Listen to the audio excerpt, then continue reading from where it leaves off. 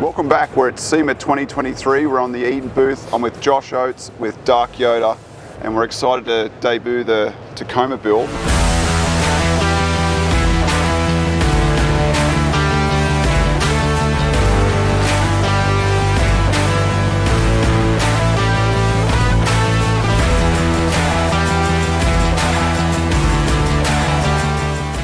A little background on the truck. When I first got the truck, I didn't think I was going to do much to it. I came from the car scene, and it was, you know, I'll do suspension, wheels, tires, and maybe sliders. Just the basics. Maybe.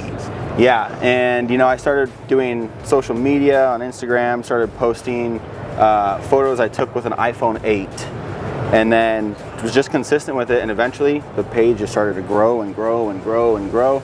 And then now it's where it's at, and I get to work with companies like you guys to make the truck really different than any other Tacoma that's out there. Eaton's a great partner of ours. This is their display here in the central hall. And the e-lockers are also a feature on the build. So you had the e-lockers before we started talking? Yes, so I've had the front e-locker now for 2 or 3 years. Yep. I've got the factory rear, and a lot of people ask me what's the difference between the two. I'll tell you right now, the factory rear takes way longer to actually lock into place. The front is like a 20-degree rotation of the tire, and it's locked. You don't have to roll forward, roll back, roll forward, roll back. It's just instant. So that's been awesome. And having all four spinning at the same time is good for wheeling, obviously.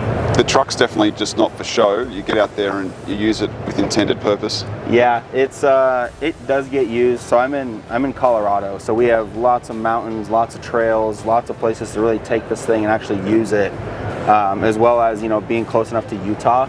It's a quick little drive. It's like 5 or 6 hours. We go to Moab every single year.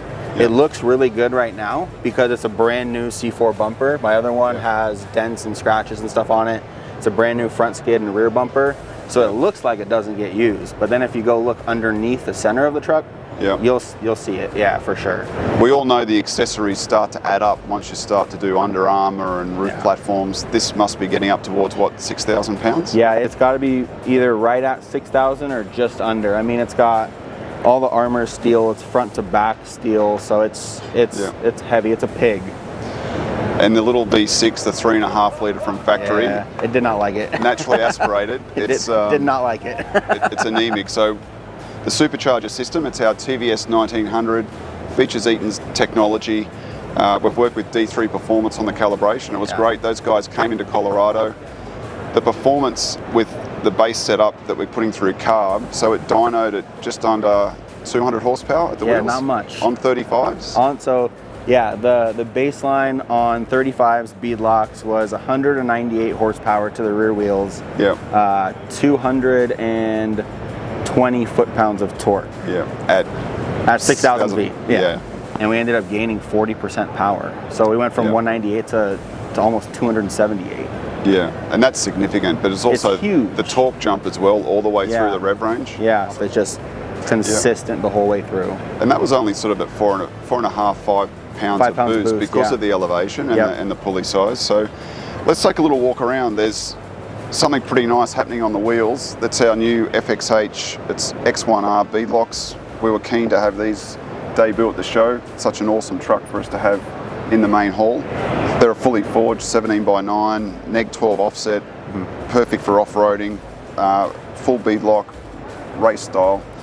Yeah, they're really nice. The thing I like about them is if you look at the actual wheel, it looks really nice and it's appealing, but there's a lot more thought that went into this wheel with the valve stem being where it's at. So me being in Colorado and going to Moab, rocks are not your friend on your wheels, right? Some wheel companies don't think about that, and your valve stem is exposed. You shear your valve stem, now you got to use your spare when you really wouldn't have had to for anything else, right? It's not a real puncture, it's just poor design. And we've designed this wheel for trophy truck level off-road racing, so it's a 4,000 pound load rating. Suspension, it's obviously upgraded.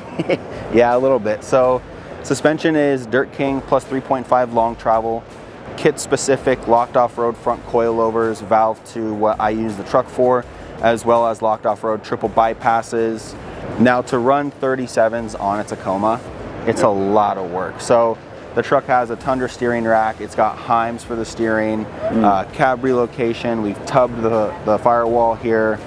The fiberglass obviously helps, and then the supercharger and the gears just make it an entirely new truck. And that's worth mentioning, you have re-geared it just to give it more performance. Yeah, so it's very torquey, so it's geared to a 529. Right.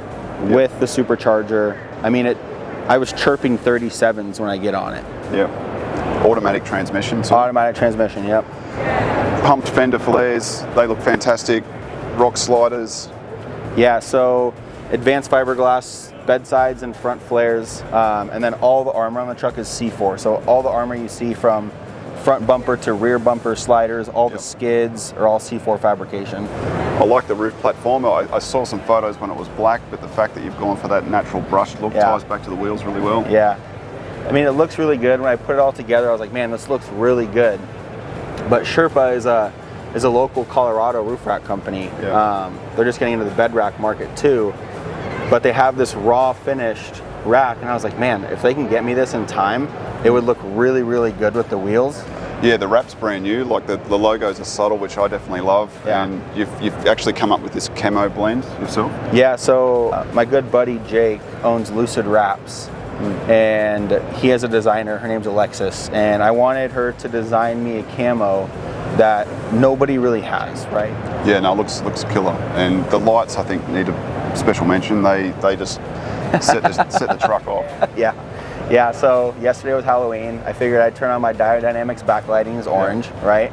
They make killer lights. They've been amazing. So there's 14 diode SS3 Pros up on the roof, and it's wired dual function. So the outer 6 are amber, and then the inner 8 are white. So I have full control over what terrain I'm in. I can control the lights to do whatever I need them to do. So in the bed, you've got the rack for the spare, but you also have some off-roading options? Yep, so I've got the full decked bed system. So it keeps all my power tools and my air compressor and all that stuff weather tight. I don't have to worry about water, dust, anything like that.